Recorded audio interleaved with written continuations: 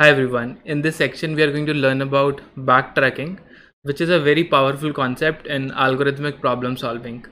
So it's an algorithmic technique in which we recursively try to build solutions. We try to search through the entire search space to solve a computation problem. So you might ask, okay, give me one example. So basically, we would be discussing various problems such as popular problems are n-queen problem, finding permutations, finding subsets. So each of these problems can be divided into one of these categories. One is a decision problem, one is a optimization problem, and one is a enumeration problem. So what is a decision problem?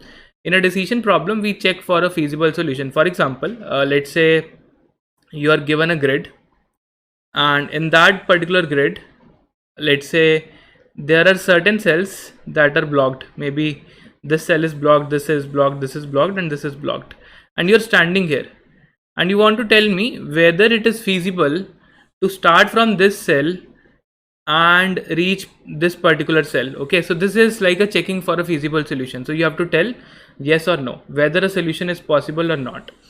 Now the solution will depend upon certain constraints that are given in the problem. Okay, so the constraints can be on the movement, how the person can move, whether he can move left or down. If it can move only left and down or right and down, then there is no way we can reach this particular cell. But if the diagonal movement is also allowed, yes, in that way we can reach this particular cell. So this is a decision problem. Okay, another could be an optimization problem, maybe where we want to find out the best solution. Okay, so maybe we are given maybe a set of nodes, and let's say we have something, let's say from every node we can go to every other node. Okay, maybe we want to find out a path which covers all the nodes. Okay, maybe find the path which covers all the nodes, but you in a minimum cost. Okay, in a minimum cost, let's say. So this is like an optimization problem. So maybe a path which covers all the nodes but in a minimum cost. Let's say A, B, C, D, E, and F. So from every node to every other node, there is some cost associated. So this is like a finding out the best solution out of multiple solutions that we can do. So this is again a kind of a backtracking problem. An example could be something similar to traveling salesman problem, if you have heard. Okay. So another is a enumeration problem where we need to find out all the possible solutions. So basically, let's say we are given let's say a string ABC, and we want to find out all the subsets of this particular string, or maybe we want to find out all the permutations of this particular string. Okay, so if we talk about permutations, it would be ABC, CBA, BAC, BCA, and so on. So we will have 3 factorial, that is 6 permutations. So this is about finding all the permutations. Okay, so we will discuss these type of problems in this particular section, and we'll also discuss some popular classical problems which fall into one of these categories. So classical problems like rat in a maze problem, where a rat is stuck in a maze. There is a problem which is known as n-queen problem. We will discuss that.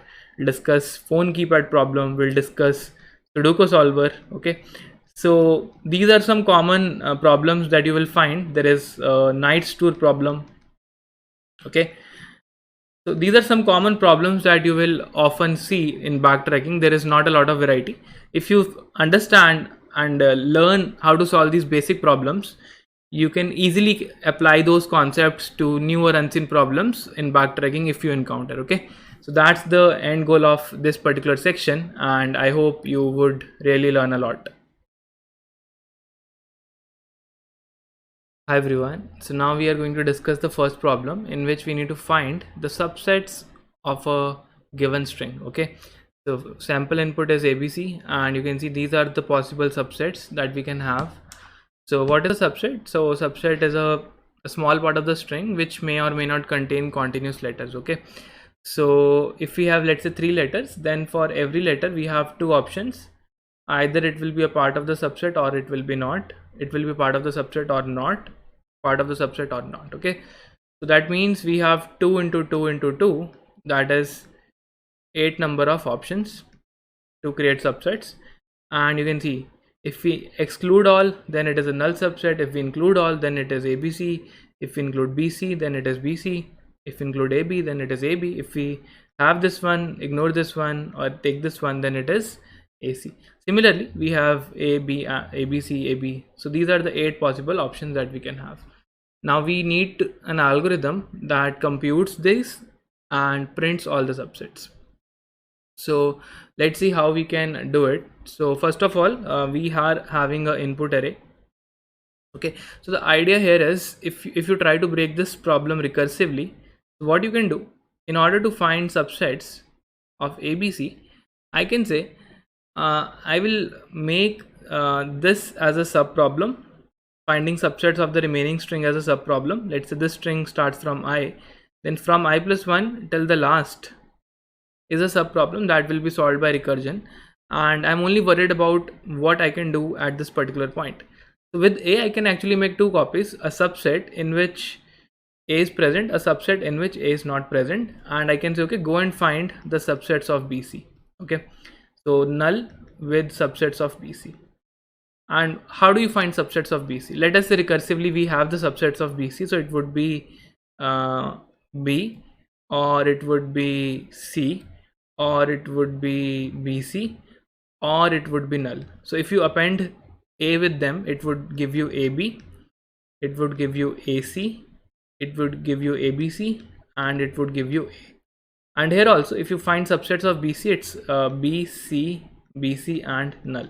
Okay, I'm not written in a particular order, but if you add a null with all of them, that means you have not taken A. Okay, so here we say, okay, take A along with subsets of BC, and here we say don't take A. Okay, don't take A with subsets of BC. So it becomes nothing but BC, BC, and null. Okay, so if you talk about these 4 and these 4, these are the 8 subsets that we were talking about. Okay, so BC will give you 2 into 2, that is 4 subsets, and with these 4 you actually make 2 copies, one with A and one without A. Okay, one with A and one without A. So this gives us a hint of how to compute or how to solve this problem. So effectively, let's again try to draw the recursion tree and see how this problem will actually get solved.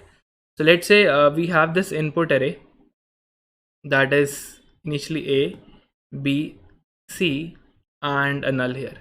Let's have another output array that is initially empty. Let me call it as input. Let me call it as output. Okay, so this is also empty. Okay, so now I put a pointer variable I equal to 0 here, and I put a j equal to 0 here. Okay, so in the beginning I'm going to make 2 calls. Okay, I am going to pass this array in 2 calls. Okay, that means if I'm using an array, it will be shared across all the function calls, and we will need to do some work as well. So when is okay, let's make a function call and we will take A. So what we will get A here, and this input pointer I will move to BC. Okay, so we are standing at B.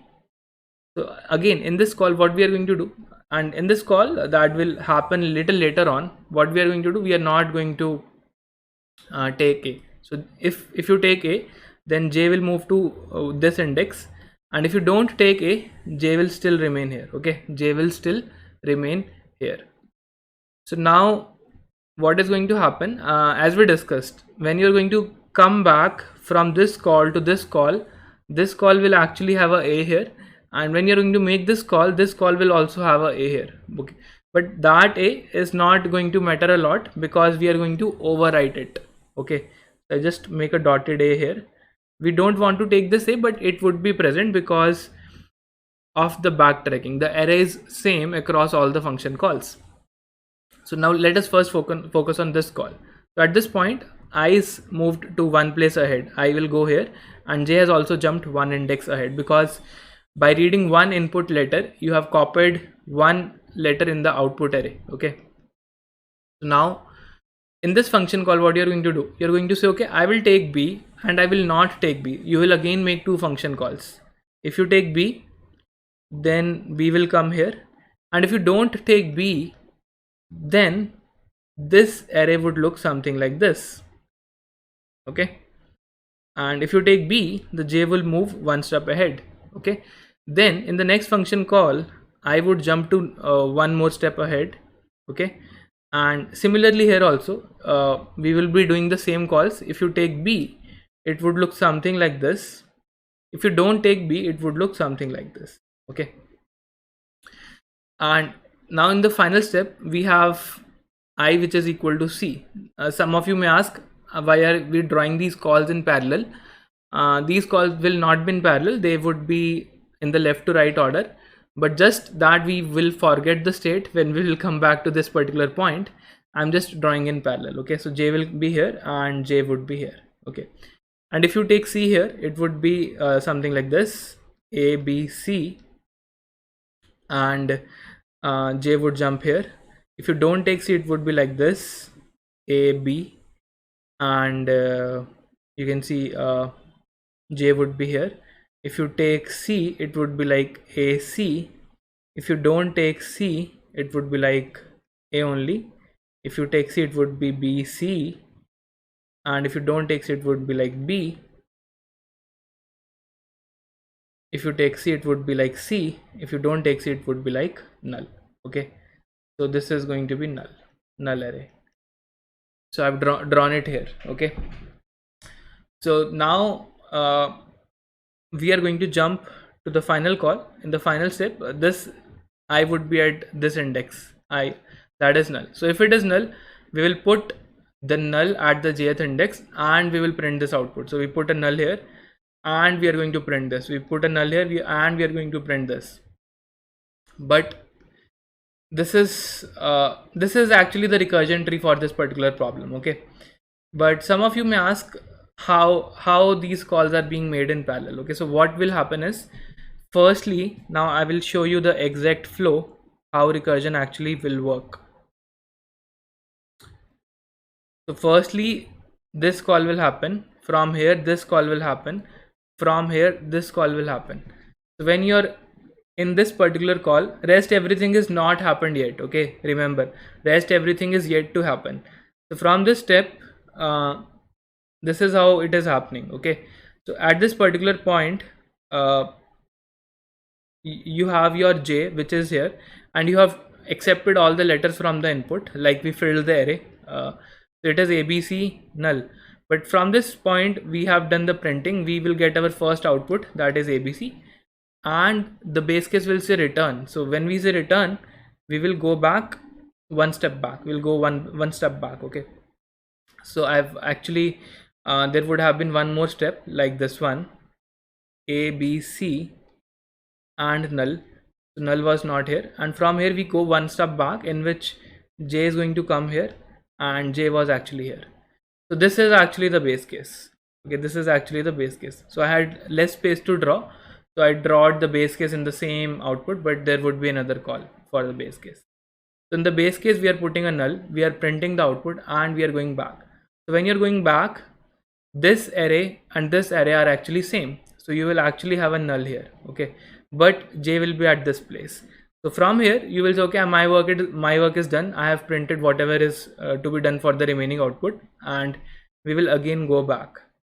Okay, so when you're coming back in this particular array, what you will see, you will have actually a C here and you will actually have a null here. Okay, but J would be at this particular index, and when you're going to make this call, you are going to say, let us put output of J equal to null. Okay, so basically this value was already null, and you are overwriting this particular C with null, and then you're making a call in the base case in which you are doing, okay, A, B, null, and you're making this at this particular index, which is again null, and you're printing this output which evaluates to AB.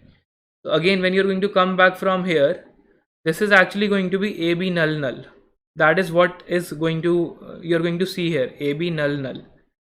But again, when you're going to make a call here, the value of J is not going to change. The value of J would be, so when you include something in your input, you say j goes to j plus 1. But when you don't include something in your output, sorry, when you include something in your output, j goes to j plus 1, and if you don't include, j remains at the same index j. So now this array will be actually ab here, ab null null, okay, and you're going to overwrite the jth index with some extra information. Now your input I in this call is at actually c. So what you're going to do, you're going to overwrite the jth index with c. So this b will get overwritten with the value of c, and you will end up getting like ac here, okay. This is what is going to happen. Then again, when you're going to back, this array would be actually ac. Then you again come here, you will overwrite c with a null. Then you again come back, it would be something like a null null, and you again go back, it would be like a null null, and then you go here, but j is not changed, j is at this particular index. Then you get a here, and you're going to override this a with the value of b, because in this function call the I is at particular index b. So this is actually how it's little complex, okay, but just for the sake of simplicity, I first draw the recursion tree. Now I'm telling you what is happening at the leaf node when you're going back, and how we are overwriting the existing values in the array. And this will not need a backtracking step, but what we are actually doing is we are overwriting the previous output with a new output, okay. So what you could have also done is you could have overwritten the previous output with a null and then written a new output, but overwriting a previous output with a new output is also fine, okay. So we are overwriting previous output with new output, okay. But this is actually a backtracking problem. Why? Because when we are going back, we need to do some changes in the array, and we are exploring the entire search space. We are trying to find all possible solutions using backtracking, okay. We are finding all possible solutions, okay, and these are the all possible solutions that we are looking at. So I hope you understood the concept, and in the next lecture I will show you how you can write the code for this problem using a character array, okay. So let's see in the next lecture. Hi everyone, so now let us look at the implementation of finding subsets using recursion. So first of all, we are going to take input some string, and then for that string what we are going to do, we are going to call this method find subsets that will have a single output array that is shared across all the function calls, and we will try to fill that array, and we'll try to print the output every time we hit a base case, okay. So what we are going to do, we are going to say we are going to have a base case, and we are going to have a recursive case. In the base case, what you can think of is, if input of I is null, that means you have reached till the end of the string. Let's say you are a, b, c and null. Let's say this is your input. So if your input of I is actually null, then that means your work is done, and in the output you have already filled some value, and your j is already pointing to the right place where you're going to fill the value, and you're going to fill this and you're going to print this, okay. So this is what we are going to do in the output, and this is what we have in the input. So for a null input, we don't need to make any further recursive calls. So if input of I is equal to null, then we can say cout output, but before printing output you should also set output of j equal to null in order to avoid garbage getting printed, and we can say return. That's it. Otherwise, in the recursive case, what we can do, we can say, let us do two things. Let us include the ith letter, or let us exclude the ith letter from the input. These are the two options, okay. So if you want to include a, then how you will do it, you will say, okay, output of j should be equal to input of I. That's it. And you make a recursive call on the remaining string. So if you include a, this is the remaining string, and I would go to I plus 1 and j would go to j plus 1. So you can say find subsets input, output, I plus 1 and j plus 1. If you want to exclude the ith letter, okay, then what you should do, you should say that okay, I don't care about what is present at the ith index. I will simply find subsets starting from the index I plus 1, and I will not update j. So this call will actually overwrite what was written at the jth index in this particular line number 15. Okay, so this is actually going to do the overwriting. Okay, if you're not sure, if you want to see how we can do it, you can also write output of j equal to null. So instead of a getting overwritten or b getting overwritten, you first overwrite a with null, then null with c, or you could do a with c. That's not going to matter a lot. Okay, this step is optional, but I'm just telling you that since we have now moved j, so whatever was the output in the previous state of the array, that will be getting overwritten, because in the next call you would be overwriting at the jth location. Okay, because we are not changing j. So I think that's the complete code. Now we can test our code and we can call the method find subsets. Okay, and we can give input, output. So in the beginning I is 0 and j is also 0. Okay, so let us try to run our code. Let us try to run our code here,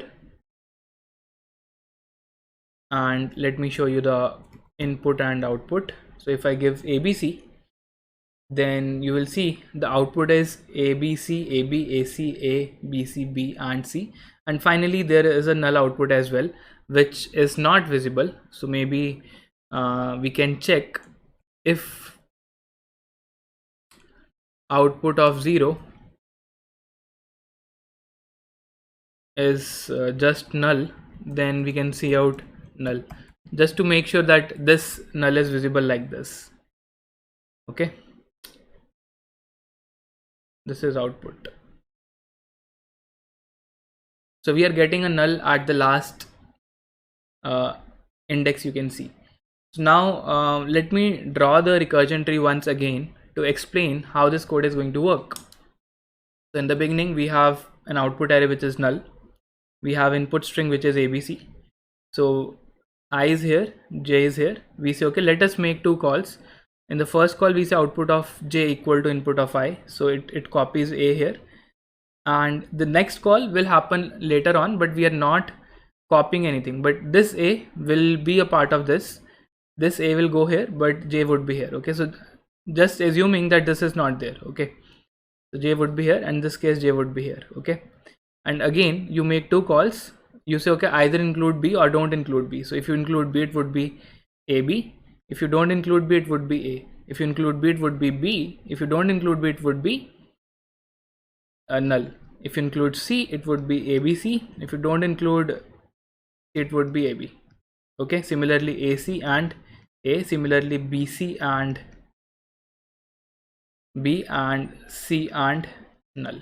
Okay, finally we say okay, input of I is going to be null, so you are going to make another call. You say okay, let me put abc null and print it. Let me put ab null and print it. Let me put ac null and print it. A null, print it. bc null, b null, c null, and finally this is nothing but null. Okay, so if you look carefully, the output order is exactly same as this one: abc, ab, ac, a, bc, bc and null. And that means this is how quickly you can actually draw a recursion tree and verify. So when we are drawing quickly, we are assuming that these calls are happening in parallel, but actually they are not. We are going in a left to right order. So first we are going like this, and then like this, then like this, then like this, then like this, then like this, and finally we'll terminate at this particular point. Okay, so if you finally print the output array in the main, what you will get, you are actually going to get the output for this array, so which is actually null, null, null, null. So the entire output array would be actually null in the main. So you can verify by printing an output here. Now that's all for this lecture, and in the next lecture I will show you how you can actually print this output maybe in a sorted order, and that we will see in the next video. Hi, so now we are going to talk about an interesting problem which is known as n queens problem. So let's understand what this question is. So it's a problem of placing n chess queens on an n cross n chess board so that no two queens are going to attack each other. Okay, so we are given a n cross n chess board. For example, this is n equal to 4. So yeah, so what we want to place 4 queens on this chessboard so that no queens attack each other. Okay, so n can be 8, n can be 7, it can be 11. So it's a variable. So we are given input n, and in the output we need to print this configuration of the chessboard. Okay, this is what is expected in the output. So now if you look carefully, in this configuration no queen is going to attack each other. Okay, so if you know about a queen can move along a row, it can move along a column, or it can also move or attack along a diagonal. Okay, if you see all of these, if you talk about this diagonal, this queen is not going to attack anyone. Okay, in each row there is one queen. That is another observation you can have, and it's not going to attack anyone in the row, it's not going to attack anyone in the column. Similarly, for this queen, the diagonal row and columns are empty, and for this queen also there is nothing, no queen that it can attack, and similar for this one as well. Okay, so we need to come up with a configuration that satisfies these constraints. Okay, so again you can see it is about finding an optimal configuration that satisfies these particular constraints, and we discussed that backtracking can be used to solve these kind of problems. So let's see how we would solve this problem, and let's try to come up with a logic. Okay, and there could be different variations of this problem. So a common variation could be print any one configuration that satisfies these requirements. Okay, another variant could be print all possible solutions of this particular problem, or another could be instead of printing the solutions you can simply count how many solutions exist for a given problem. So we are going to look at all these variants one by one, and what are the changes we need to make in the code in order to make them work. So let's see actually what we can do. So let's see. So let's assume that we have a board. We have a n cross n board, or a 4 cross 4 board for now, and we will try to solve this problem. Okay,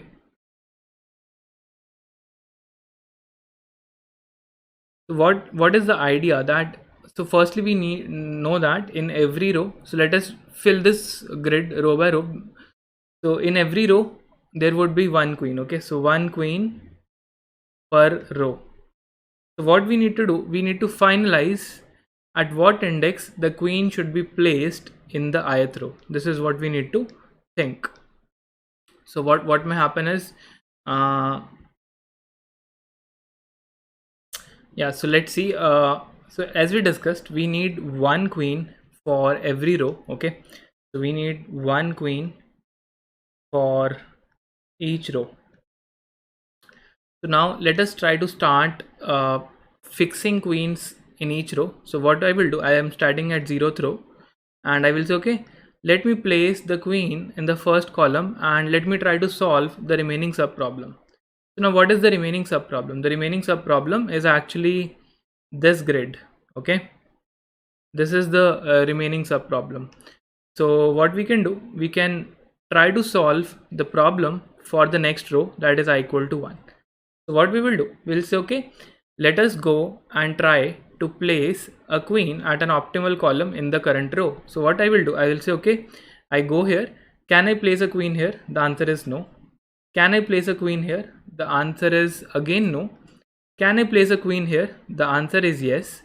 So I will place it, and I will say, okay, for this row I am done, because when I place the queen at this index, I don't have a queen in a column, I don't have a queen in a diagonal. Okay, I don't have a queen in the row, because for row we don't need to check because we are not placing any queen in the same row. So this is actually done. Now what we will do, we will go to the next row and we will say, can I place a queen here? The answer is no. Can I place a queen here? The answer is no. Can I place a queen here? The answer is no. Can I place a queen here? The answer is no. Now this row tried all possibilities in I equal to 2 and we could not find that this row can be solved. Okay, so now what we will do, this row is going to tell the previous call. Okay, so this was the first call, this was the second call, and this is the third recursive call. So the third recursive call is going to tell the parent call that there is something wrong with your configuration, go and correct it. So what we are going to do, we are going to backtrack, we are going to go back to the previous row. Okay, so when we are going back to the previous row, this function call is over and we don't have any information about this row as of now, and we will say, okay, whatever you were trying, okay, so this row, this function call will maintain till what column I have already tried placing the queen. So it will know, okay, at j equal to, let's say 2, we had tried, and now this value of j will move to the next index. Okay, so what we will do, we come back to this row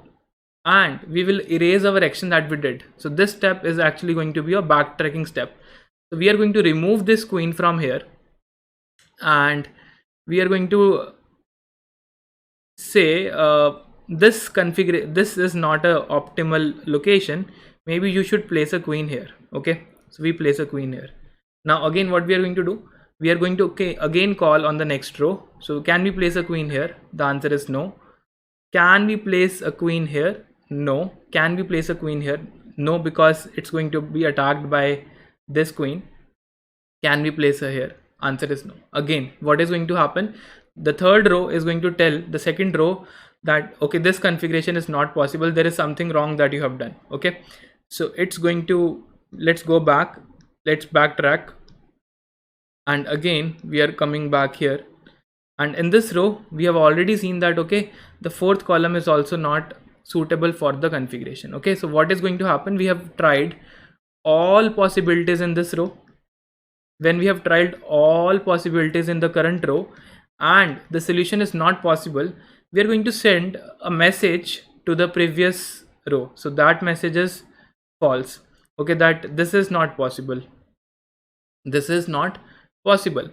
This false we will send by maybe having a return type in the function, that may be a boolean. So what is going to happen, each row is going to try some configuration, and if it is not successful, then it is going to return false or true to the previous row depending upon the configuration was successful or not. So we will return true if the remaining grid is solved. If the remaining grid is solved, we will return true. If the remaining grid is not solved, we will return false. That is the whole idea of passing this message. So what we are going to do, we are again going to going back in the first row, and we are saying, okay, let us, the first row knows what is the state. Okay, what is the state of the variables that we have seen. Okay, that means the first function call will actually store that, okay, I have already seen till the column number 0, so let me try the next column in the first row. What it will do, it will say, okay, let us remove the queen from the 0th index and maybe let me try to place a queen at the first index. Okay, it will say, okay, go and try and solve the remaining sub problem. So it will make a call on I equal to 1.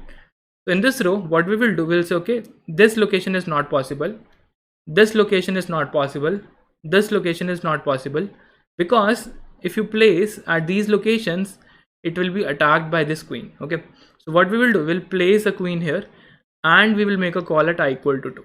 And you're going to ask, okay, next row, go and try to solve the entire subgrid that is pending and tell me an answer, true or false. If it is true, well and good, I will tell everyone, my parent, that the grid was solved. If it is false, then I need to try something different, or maybe the solution does not exist. So what we will do is, okay, let us place a queen here. Is it possible? The answer is yes. If you place a queen here, it cannot be attacked by these two queens. Okay, and then we don't need to do any work in this row. Okay, we will just jump to the next row, I equal to 3, Let us try to place a queen here. Can we place it? No. This will be marked as invalid. Can we place a queen here? The answer is no. Can we place a queen here? Yes, because we don't see anything in the diagonal, and yes, the queen can be placed here. Okay, and it is going to make a call on I equal to 4. So as soon as your I becomes equal to n, what you are going to do, you are going to return true. Okay, so who is going to return true? So you made another function call. Okay, let us go and complete the next row. So you made a call from here to here. So this becomes a base case. In the base case, you check if I equals to n, that means our problem was solved. We are not going to make any further calls. We are going to return true. So this row gets to know that the remaining problem, which is an empty grid, was solved, and I should tell my parent that the remaining grid is solved. So this will return true. So this true will be returned back to second row. This will be returned back to the first row, and this will be returned back to the main. Okay, and finally main will get to know the solution of this problem exists, and in the base case, when the base case was hit, we had the state of the board. And we could easily print this particular solution. Okay, what we will do, we will print this solution. Okay, and we are done. That's what we are going to do.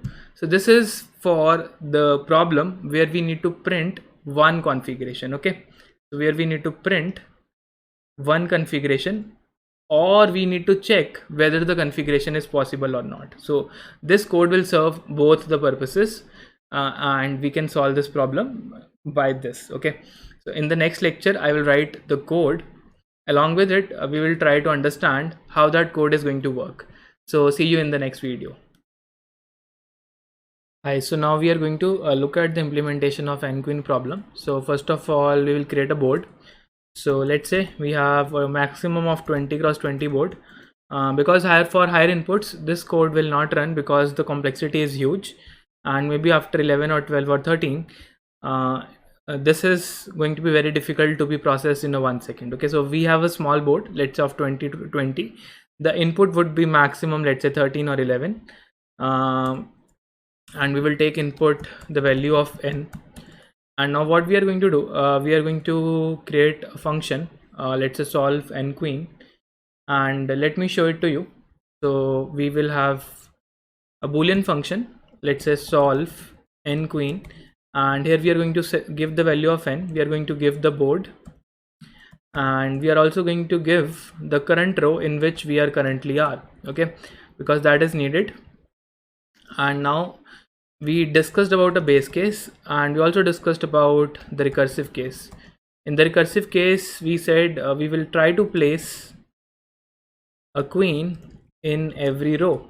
Okay, and in the base case, we said that if we reach a row that is equal to n, that means we are done.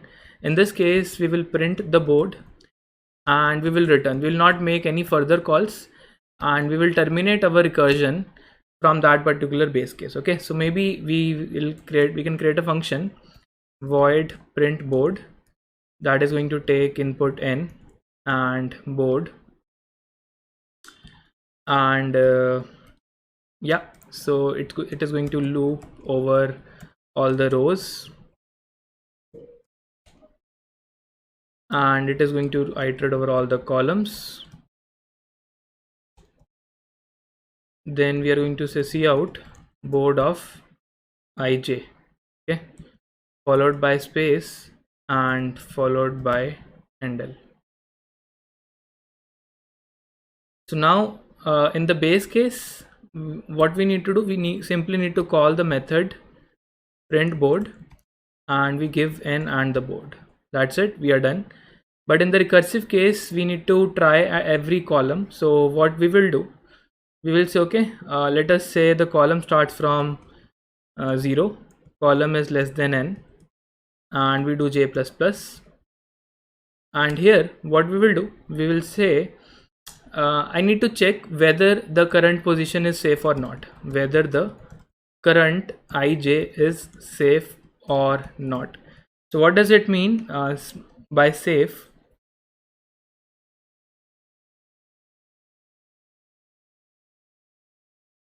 Let me just tell it to you. Let's say this is our grid, and let's say we are currently in the ith row. Okay, let's say this is the row in which we are putting a queen here. Let's say this is where we are putting a queen. So if I want to place the queen in the ith row and the jth column, what I need to check? I need to check that there is no queen in this particular column, and there is no queen in this particular diagonal, and there is no queen in this particular diagonal as well. So these are the three things where we need to check. Now you may ask why we are not checking along this direction and this direction. So this is because we are putting only one queen in a row, and we are not checking here because this part of the board is yet to be filled. Okay, this part is yet to be filled, so there is no point of checking here. So we'll make a helper method that will check whether a queen is present in these diagonals or on this column. So what we will do, we'll define this method, and let us assume that this method is can place. Okay, so if a queen can be placed in the board of size n at index I and j, only then we are going to place a queen. Okay, so how do we place a queen? Since it is an integer board, maybe we can mark that location as 1, rest everything is 0. So if that queen can be placed, then place it. Then we can say board of ij equals 1 and check for the remaining sub problem. Okay, so bool success will denote whether the remaining board could be successfully solved or not. So we can call solve n queen, and we give what we give n, we give board, and we give the row number, that is now I plus 1. Okay, and now this success will tell us what to return. Okay, so we will assume that okay, this row is calling to the next row to check whether it was successful in solving the remaining problem or not. This success, if it is true, then you will return true, and this position will be freezed.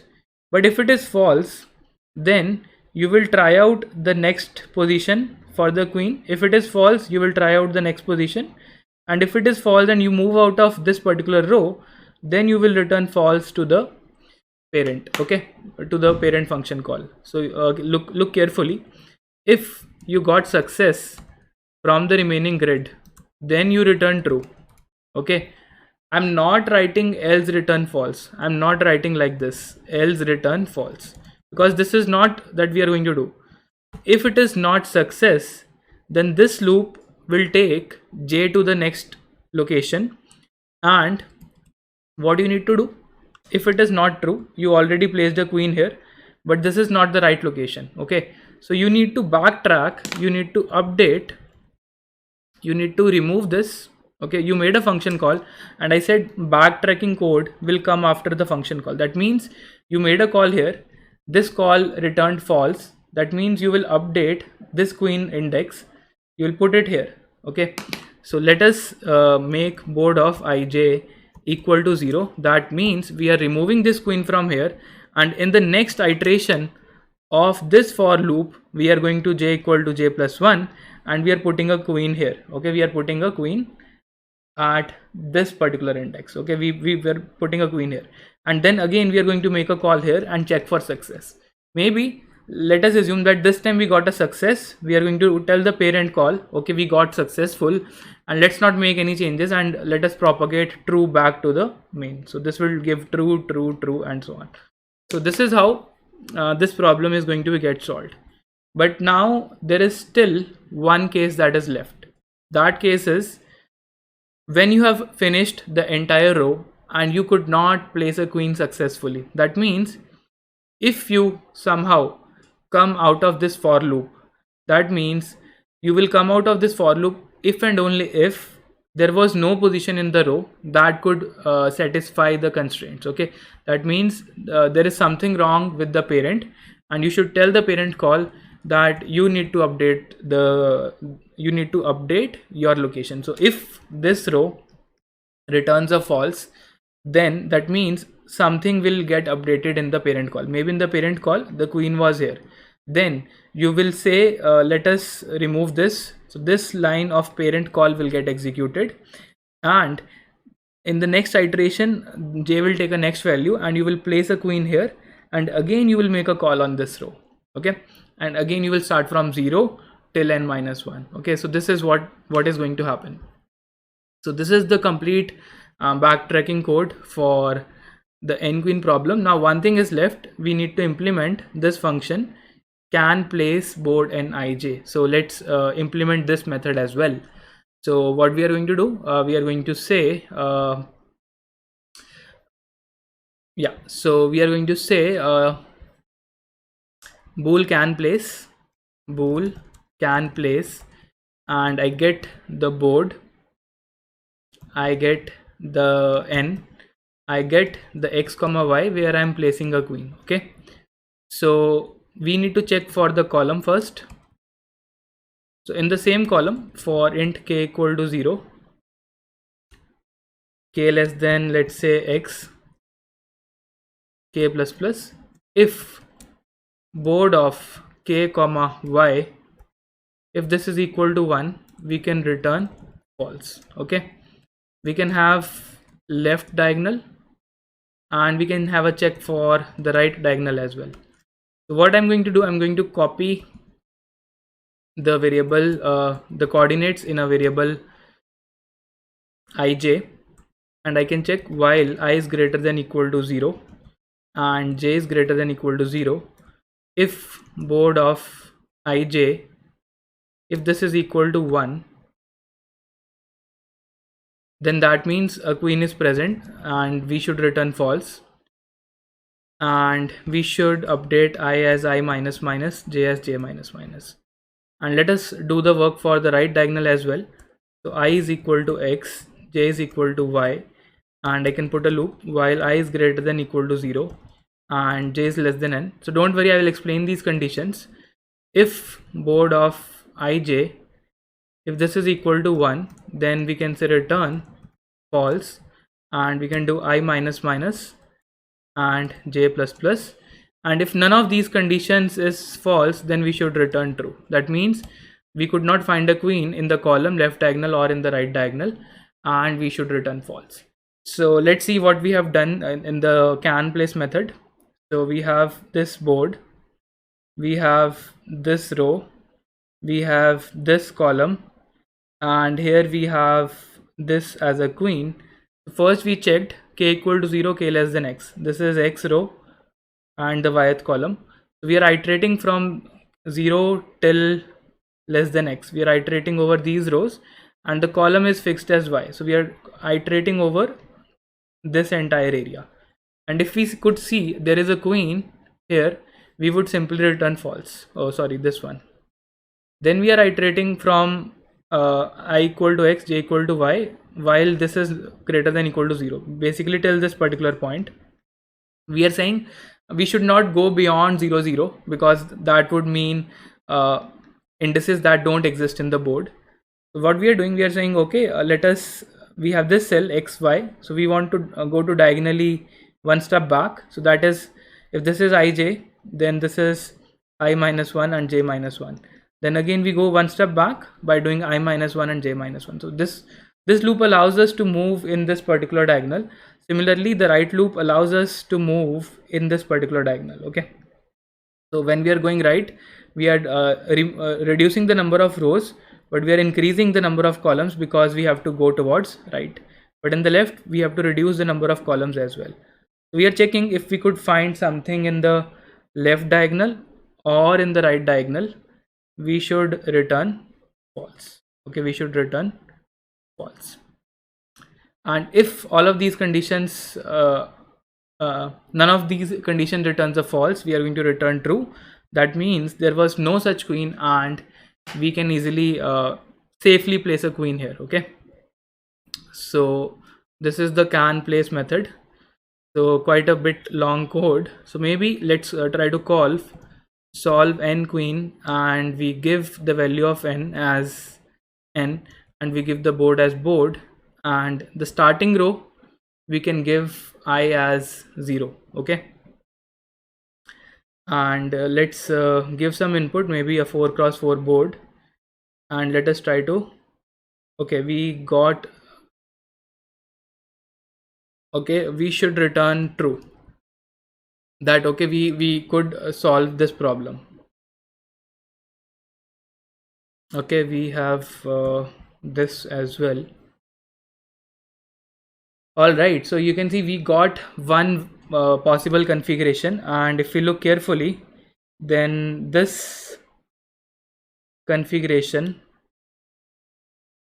looks like a valid configuration. Okay, this looks like a valid config. So this is what we had designed, q and q. So this is q and q. So yes, it exactly matches this output that we have derived, and that means this code is working perfectly fine. Okay, so a quick recap of what we have done. So this part of the code is the main part, and what we are doing here is that is something that you need to look at. So for every row we are trying to place the queen in every column. Okay, so here we are saying, okay, let us go to every column, and in every column there could be certain locations which are invalid, we discard those. There are certain locations which are valid for now, but maybe they're not part of the solution. So what we do for those configurations, we first place the queen, then we check can we solve the remaining sub problem. The remaining sub problem tells whether it was successful or not. If it was successful, we tell the parent calls that okay, the problem got solved, just propagate a true back to the main, and main gets to know, okay, there is, the problem is solved. But if the problem is not solved by using that particular row and column, let's say we are at particular row I and we are at particular j, then we say okay, let us remove the queen from this particular j and let us make j as j plus 1, and we put a queen here. Okay, so this is like putting the queen and this is like removing the queen. And even after completing the entire row, okay, so this is after finishing entire row, if the queen could not be placed, then we will tell the previous row something is wrong with your configuration, go and update it, and this is a signal to the previous row. Okay, this is also a signal to the previous row, but the false signal should be sent after the loop. Okay, after you have tried all possible configurations, after all columns have been checked in the current row. Okay, so that's all for this lecture. I hope you really understood this problem. Thank you. Hi everyone, in this lecture we are going to discuss a slight modification to our previous problem, that is the n queens problem. So sometimes you might be asked, okay, instead of printing one configuration, you tell me the count of configurations. Okay, in how many ways you can solve this problem. So what we did in the previous call was we were exploring the search space. Okay, and each node in this search space represents a state of the grid in which a certain queens are placed. So what we did, we said okay, once we reached a valid state of the grid which satisfies the given constraints, we said okay, we'll return true and we will not make any further calls. Okay, this is what we did. But if you need to count all possible configurations, we don't need to stop whether the configuration was found or not. Okay, basically we need to make some changes in this part. Okay, because this is the part that is stopping the further calls. Okay, this is stopping the further recursive calls. But if you want to find out all possible configurations, then you should not stop. Okay, so what we will do, we'll make some changes in the code. I will tell you. So firstly we will make it as maybe int. Let us, we want to return the number of ways, so maybe the return type is we'll change it to int, and whenever the base case is hit, okay, let me just comment out print board. So I'll say okay, let me return 1, because there is one way in which we could hit this base case. Okay, this is hit only if the configuration was successful. Okay, otherwise we could not reach I equal to n. Okay, in the recursive case, what we are going to do, we'll still do the same thing. We'll try to place the queen in every column. We will try to check whether the position is safe or not. If it is safe, we will place it, and here we don't need to check whether the remaining board was solved or not. Okay, so what you can do, you can assume that your answer is currently 0. You're starting from the 0th row and the answer denotes the number of ways. Okay, maybe the number of ways to solve this problem is 0. And what do, you basically ask the next row in how many ways you can solve this problem. Okay, so basically you have something like this. You assume that for the current row, I am assuming that my answer is 0, and you ask this remaining grid in how many ways you can make up the remaining configuration if I fix a queen at this particular point. Okay, this is what we are doing. We are saying, okay, let us assume that the answer, the number of ways right now is 0, but tell me in how many ways you can fill this remaining grid, and that I will add to the number of ways. Okay, so I will say we actually don't need this one, we don't need this part. We'll say, okay, ways plus equals to solve queen. Okay, now this is an important step. So what is going to happen when you place a queen here? Maybe the remaining board can't be solved. Okay, maybe the remaining board can't be solved, and maybe it returns a 0 here. But maybe when you place a queen at this particular index, let's say you place a queen at this particular index, then maybe the remaining board returns 1.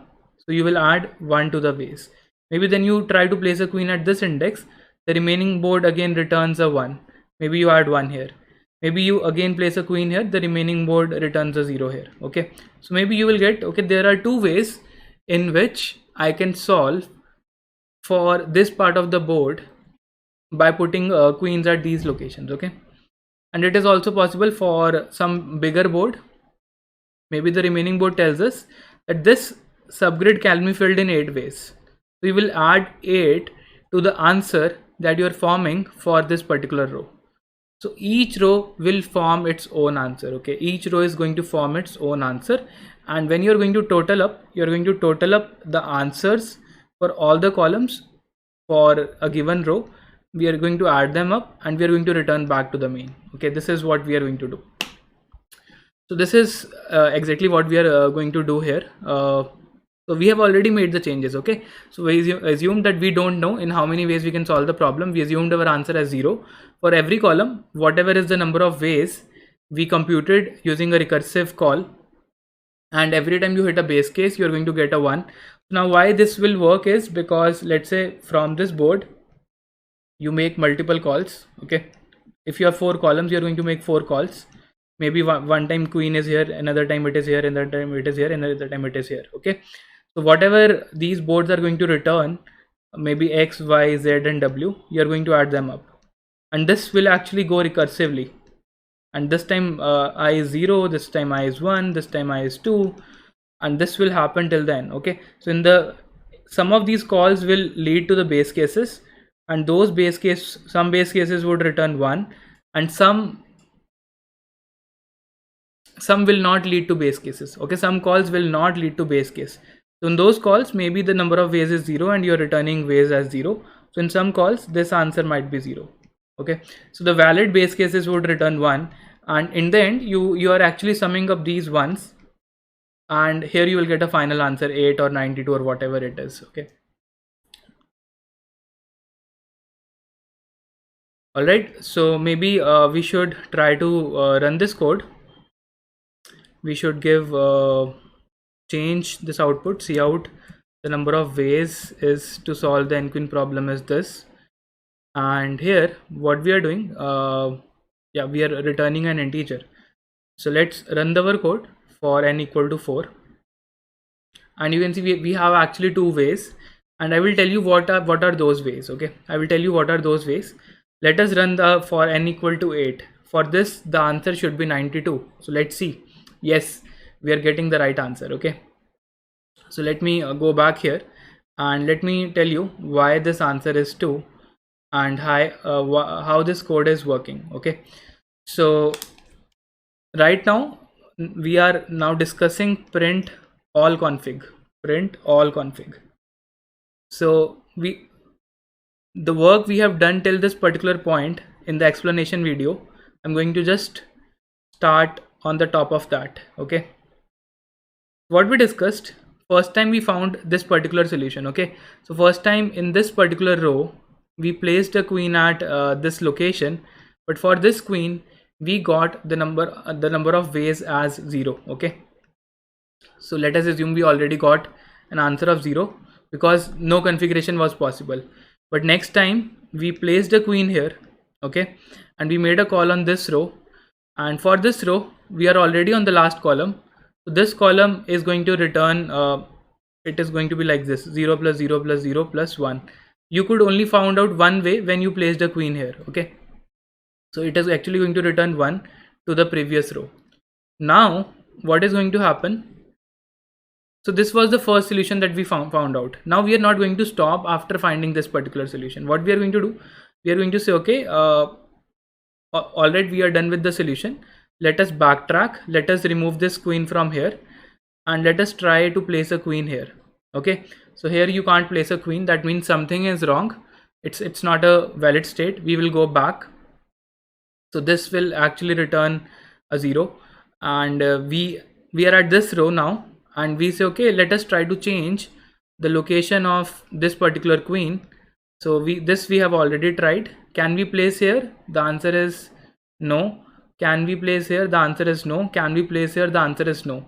So we'll go back and we will try to remove this queen. And can we have already tried this one. So can we place here? No, the answer is we can't do anything else here. So what we will do, we'll again go back and we'll try a new configuration. Okay, so we will try to place a queen instead of, so although this was a successful configuration, we have already tried, we are going to remove it and we are going to start afresh. Okay, so I should have removed these crosses, and we are trying at this location. So if we place a queen here, can we do something? The answer is, can we place her here? Yes. Let's go to the next row. Can we do something here? The answer is yes. Let's go to the next row. Can we place a queen here? The answer is yes. So we found out another configuration. Okay, so here it is going to make a call on the base case. Base case is going to return 1. So ways for this is going to be 0 plus 1 plus, if you try to place a here, it is not allowed. You try to place here, it is not allowed.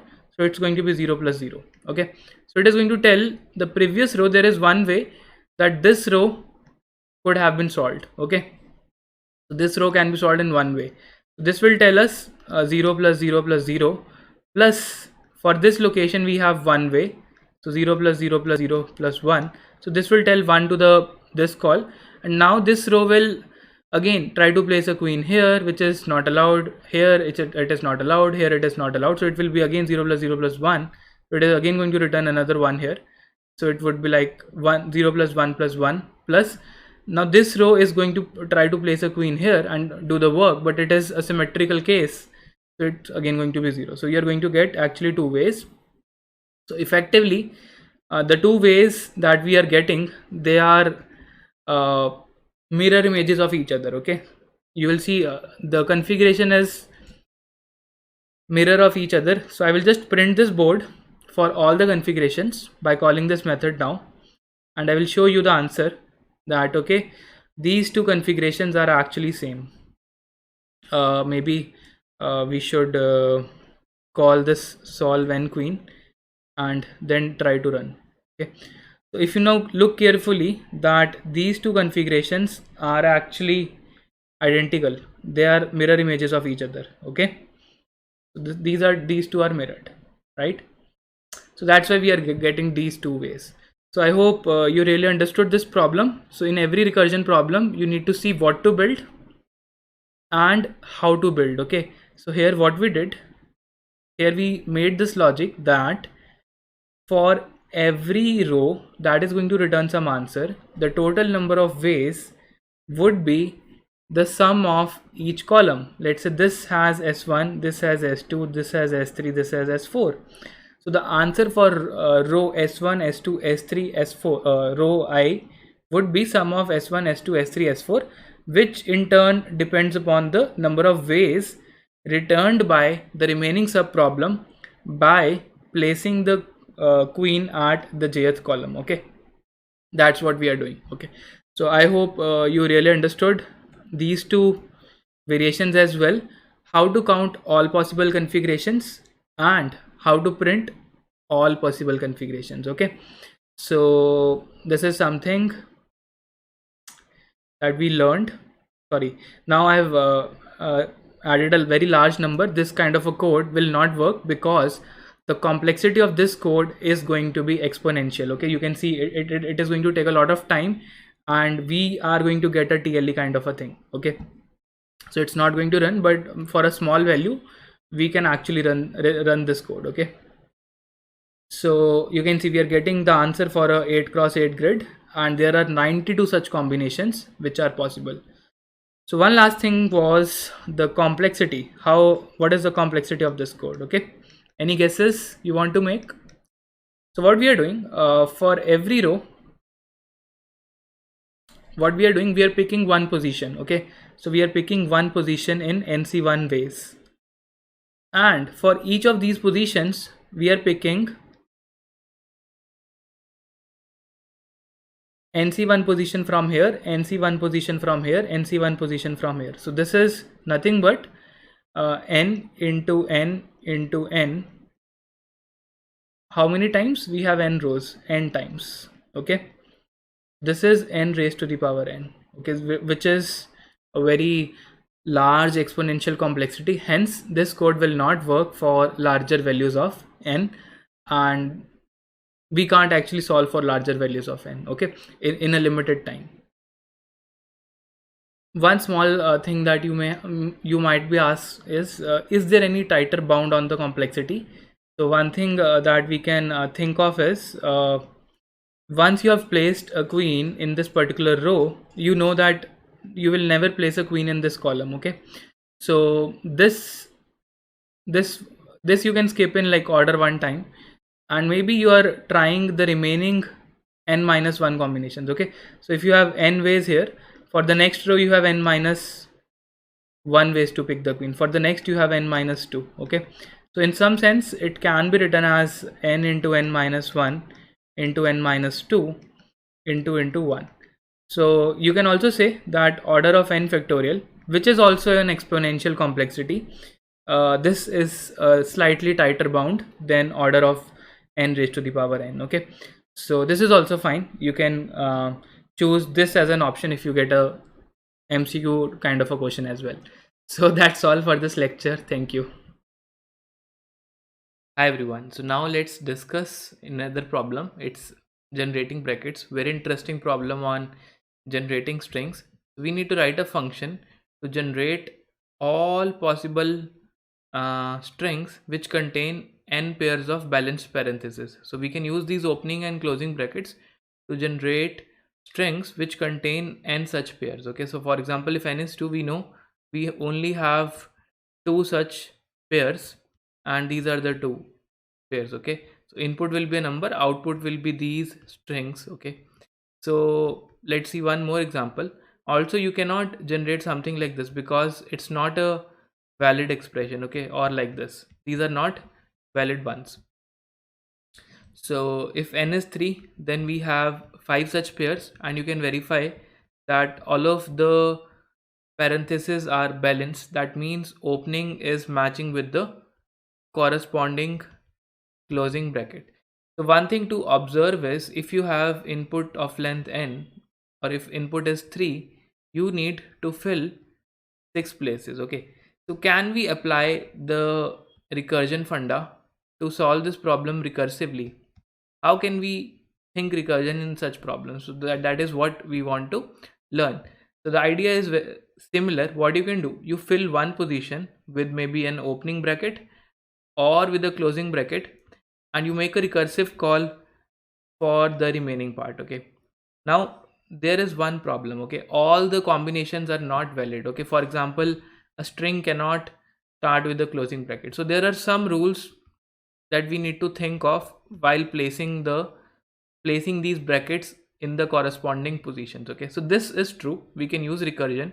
We can fill for an index I or fill at a starting position and make a recursive call for the remaining sub problem. That is true. Okay.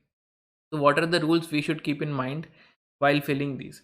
So the first rule is, whenever you are placing a opening bracket or whenever you are placing a closing bracket, we must have some opening bracket which has come before the closing bracket. That means if I'm making a string like this, I want to put a closing bracket here. Okay, can I put a closing bracket here? The answer is yes, because we have till now we have three opening brackets and closing brackets till now is 0, so we can put this closing bracket. Okay, maybe I go to the next position, I put a closing bracket here, I go to the next position, I put a closing bracket here, I go to the next position.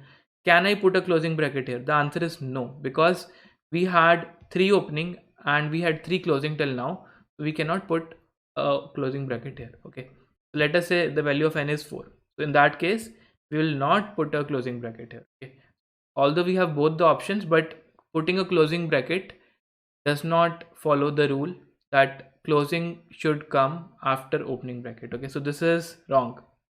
So can I put an opening bracket here? The answer is yes, I can put an opening bracket here. I go to the next index. Can I put a opening bracket here? The answer is no.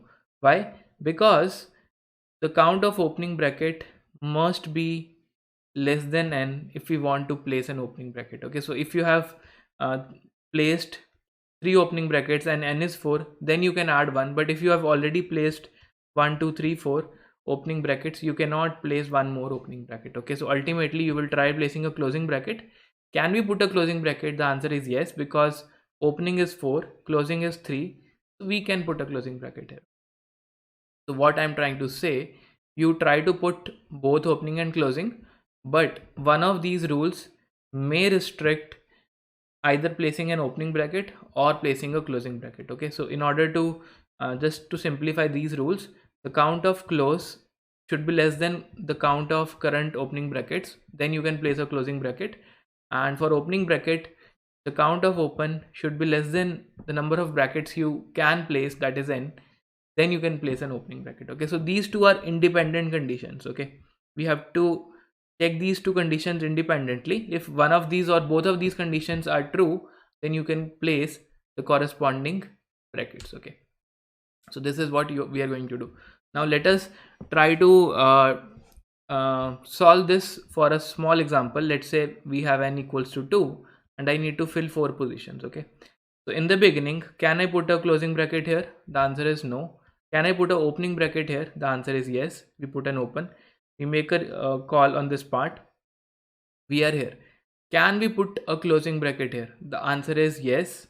Can we put an opening bracket here? The answer is yes. So both of the conditions are true, because opening count is 1, which is less than 2, and closing count is 0, which is less than 1.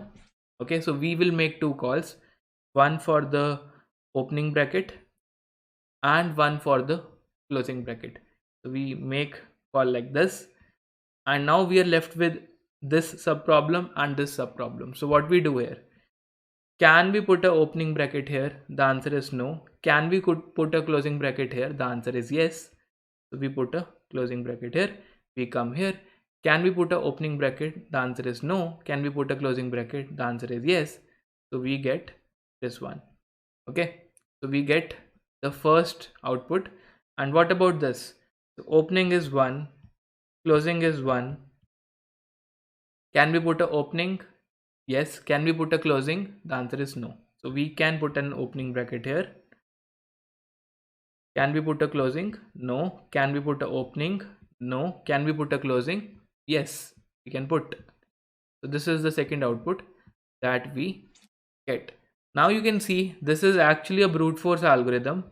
Okay, and we are using recursion to build this brute force logic, and in this logic we are adding some conditions to restrict the branches that are not valid. Okay, we are not going to into branches that lead to wrong output. Okay, so we are actually doing some kind of tree pruning here. Okay, so this is the way to solve this particular problem, and in the next video we will see the implementation. That's all. See you guys in the next video.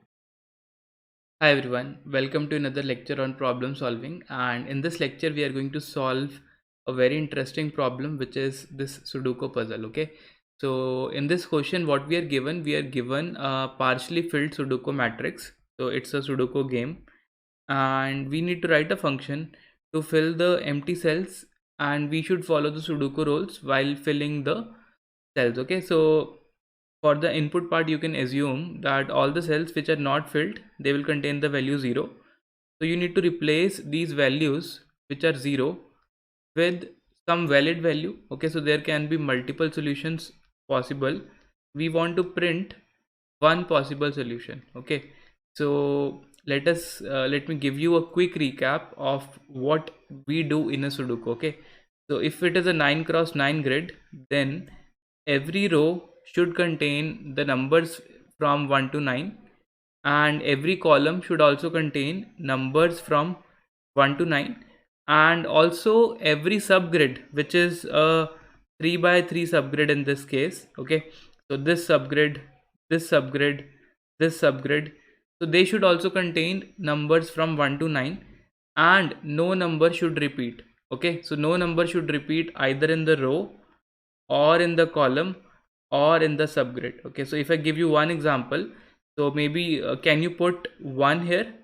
Maybe we can, maybe putting 1 may not create a valid solution. Okay, so we don't know. So what we have to do is we have to try all possible numbers at all possible locations. Okay, so this is what we will do. Okay, so what we will do, let me tell you. Okay, so let us think in terms of a brute force solution, how we can try out all possibilities. Okay, so how we can try out all possibilities. Okay, so this is the only thing that we can think of in this case, and we will stop when we get one valid solution. Okay, so we will stop once we get one valid solution. So what you can do, you start iterating this grid from left to right or from top to bottom. So let us say we are going to go cell by cell, and let us stand here and we see this cell is already filled. Okay, so we will not modify the cells which are pre-filled. So we jump to this cell, it is again pre-filled, we jump to this particular cell. Now at this cell you have an option to place all the numbers from 1 to 9. Okay, so you will say, okay, let me place 1 and let me try to solve the sub problem recursively, and I will come to know if a solution exists or not. So how we can solve that sub problem?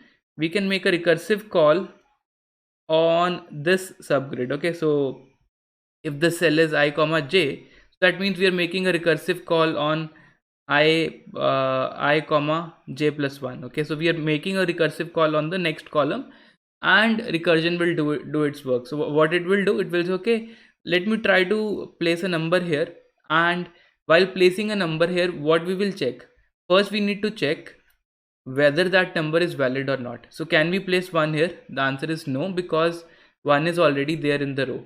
Can we place a 2 here?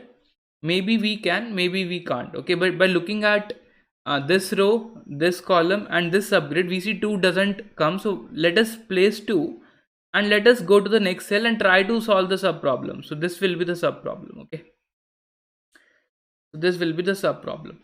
Now these sub problems, okay, they are going to tell the cell from which we made a call whether this sub problem can be solved by placing 2 or not. Okay, so what do? You say, you check at given I comma j if a number can be placed, if a number can be placed. Okay, and what is going to be that number? So you will try for all the numbers, for number in the range 1 to 9.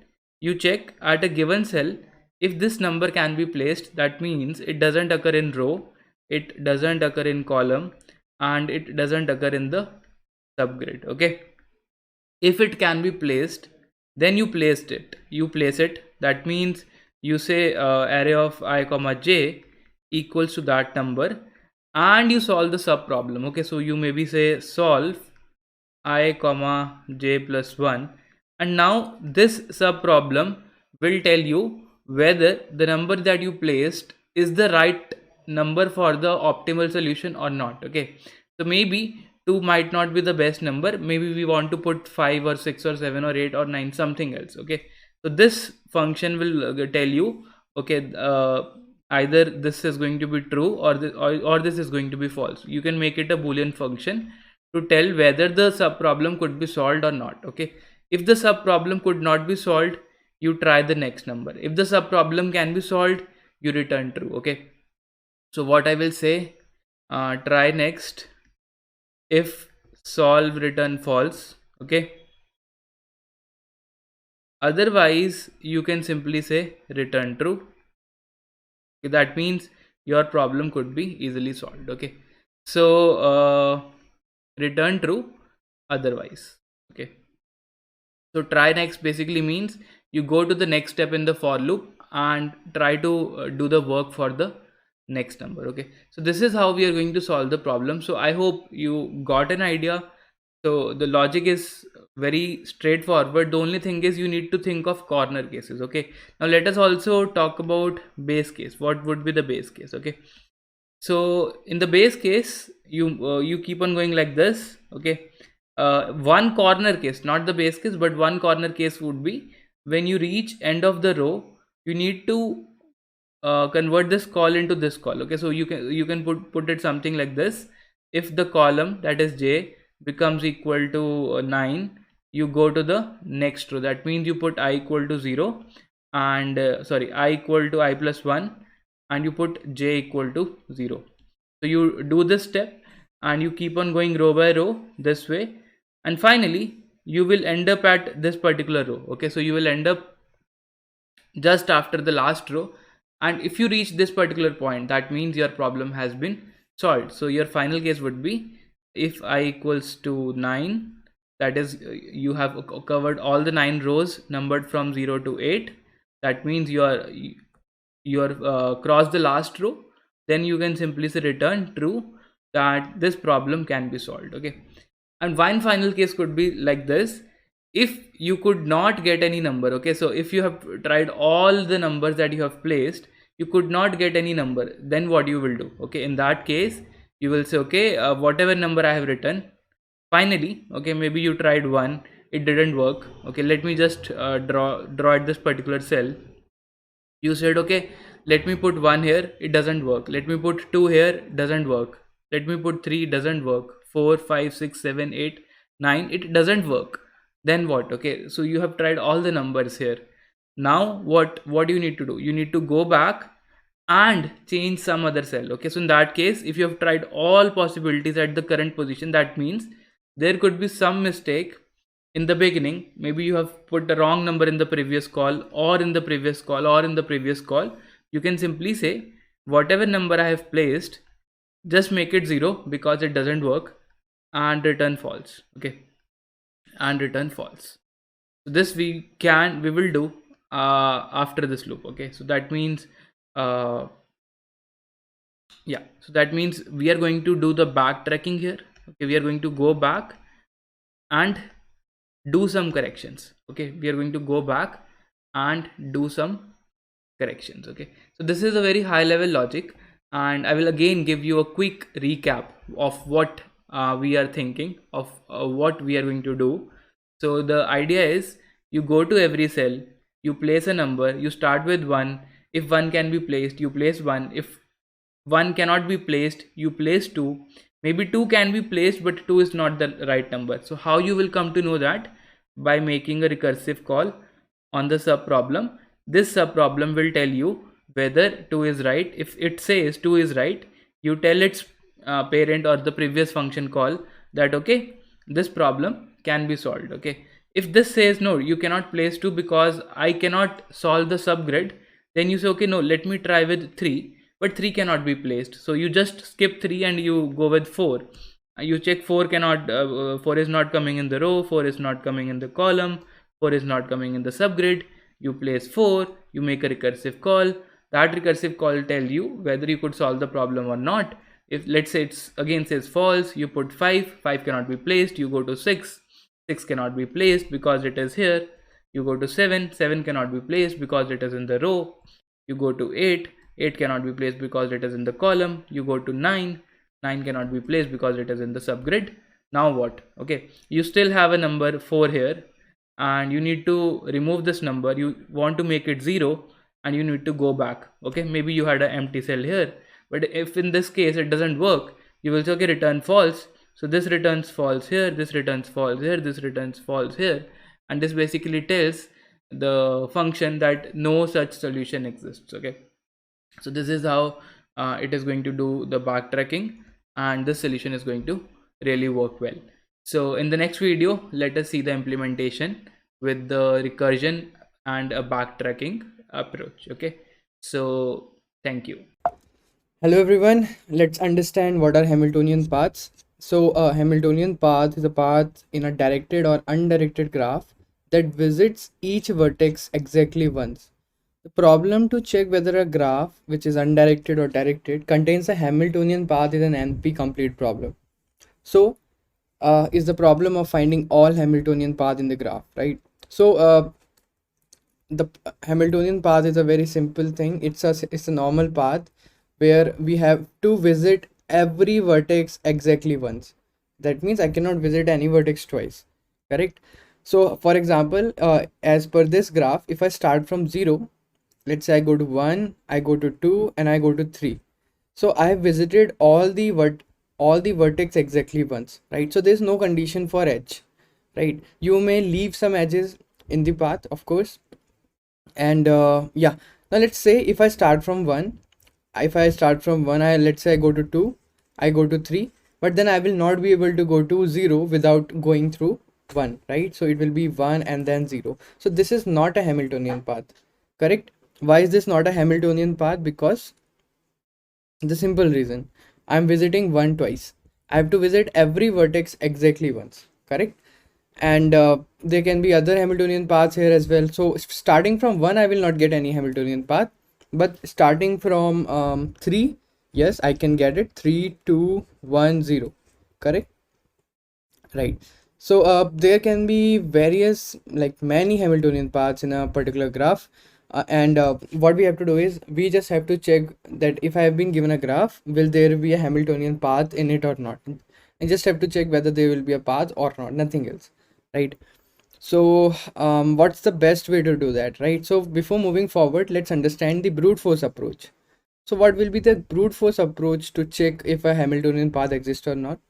So if there is an Hamiltonian path, it will be one of the permutations of all the vertices, right? For example, basically here we have 4 vertices, right? So we will have 4 factorial different combinations of these vertices.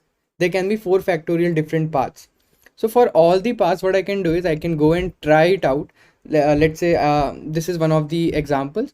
Let's say I have 0 1 2 3. Then what I can simply check, from 0 can I go to 1 or not? Yes, I can. From 1 can I go to 2 or not? Yes, I can.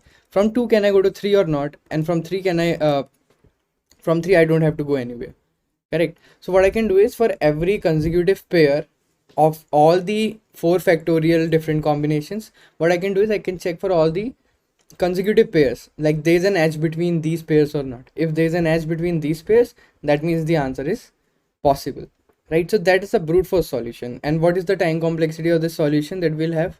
For the brute force solution, we'll have n factorial different combinations into n for checking whether the edge exists or not, correct?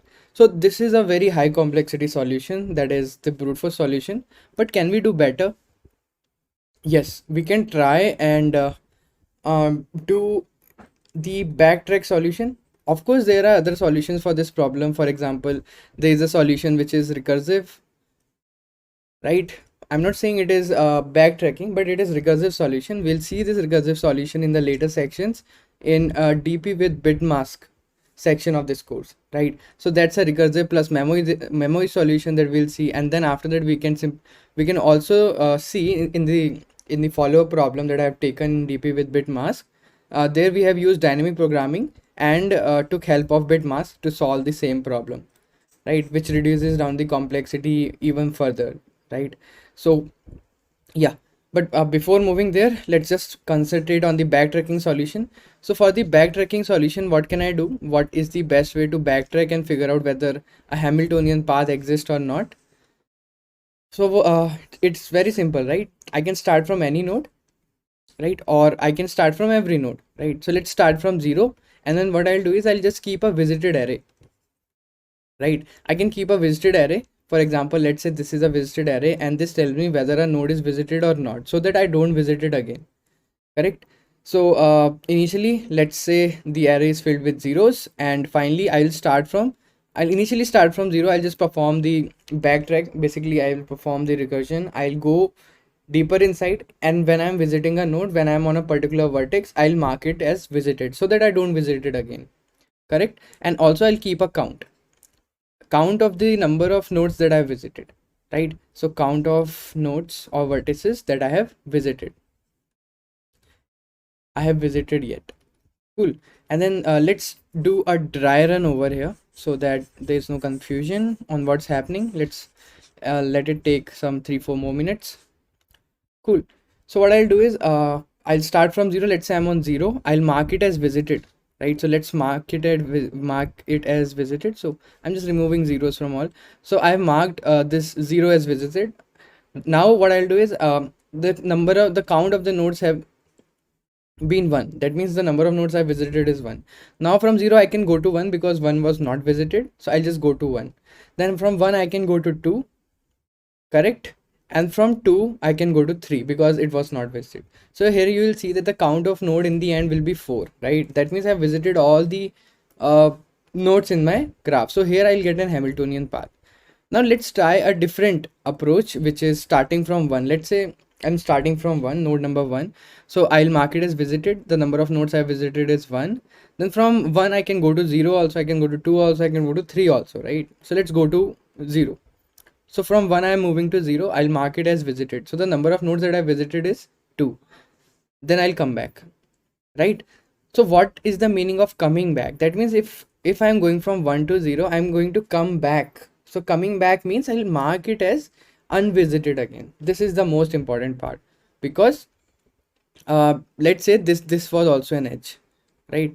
So when I'm visiting some particular node, and when I'm coming back from it, that means I did not find any further angle or a further path from that particular node. So if I did not find any path, I'll just mark it as unvisited, right?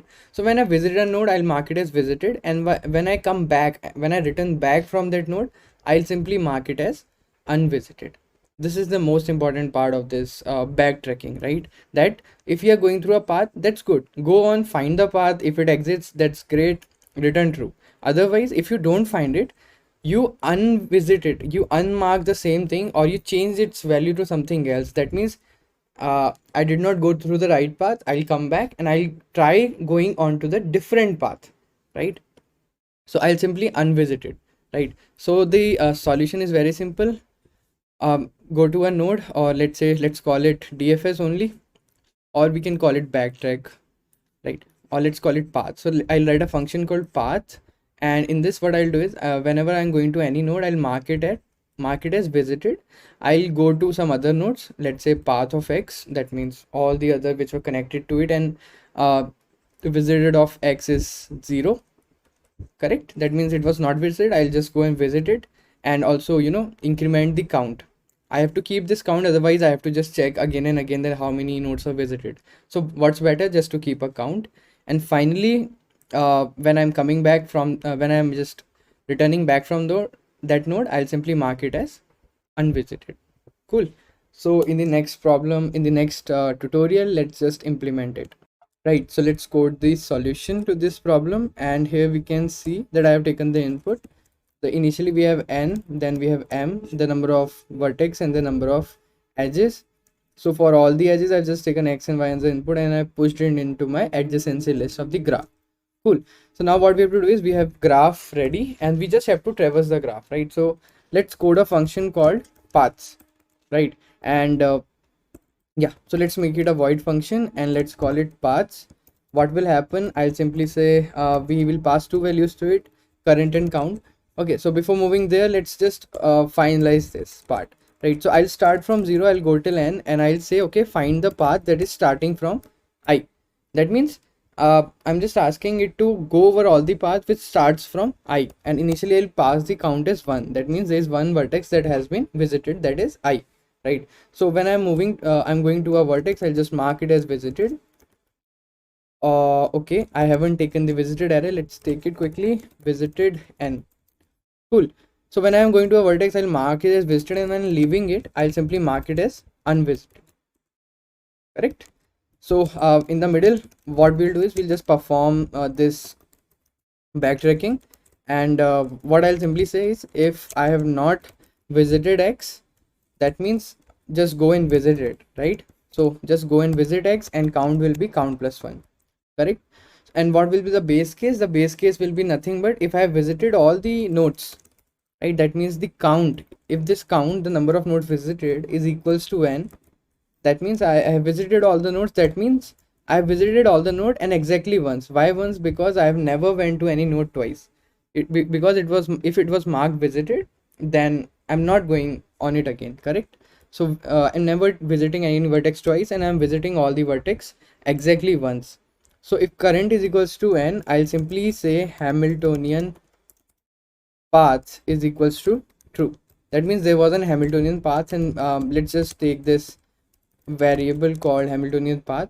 Also, what you can do is you can write this function which returns a boolean variable, right? You can make it bool also, so that it returns whether a path exists or not. Both of them works fine for me, right? So this is easy to code, that's why I picked it up, and I leave the other implementation to you where you can fulfill this path, bool paths, right? So just yeah, and here you can see it's a very easy, very easy and very, simple backtracking solution. So this is the part where backtracking is done, right?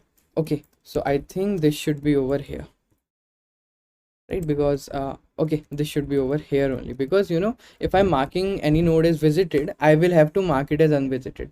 I cannot just directly return. Correct. So if count is equals to n, I'll say Hamilton path is true and I'll return it back. So this is the main step, which is backtrack. So in the backtracking functions, you will see one thing, that we are performing an action and then we are unperforming it again, right? So that's the major point of backtracking, right? So that's why it takes more time, because we are unperforming it as well, right? So there's not a special complexity of the solution. If so the complexity of the solution for this particular function is nothing but the number of Hamiltonian paths, O of number of Hamiltonian paths, right? So the we can say that if we have many paths in it, it will traverse all the paths starting from a node I, and finally I can also print whether the path exists or not. Let's build it. Okay, yes, so the path exists in this graph, right? What if I take this graph, here also it exists, and I'll just leave it to you, right? And yeah, so we can do one thing. Why don't I try it and ask this to start the path from 1. So if I start the path from 1, okay, this is the previous graph, this is 0 and this is 1, right? So path shouldn't exist, right? So let me see. Yeah, so the path does not exist if I just start from 1. Cool. So I hope this is very clear solution for all of us. Let's, and see you in the next part.